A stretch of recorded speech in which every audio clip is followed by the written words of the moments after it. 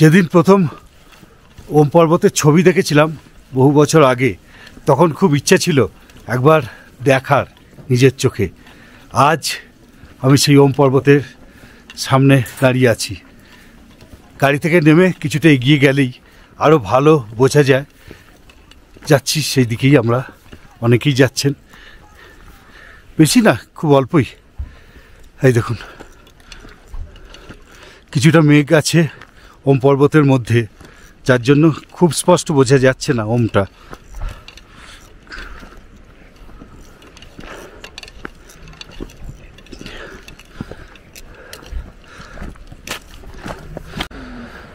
নাগ পর্বত ঢেকে গেছে,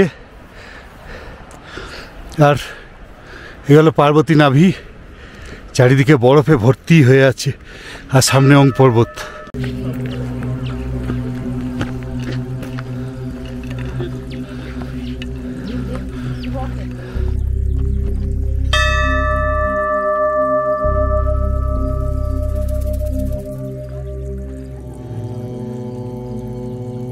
শিব মন্দির হেঁটে চলে এসেছি।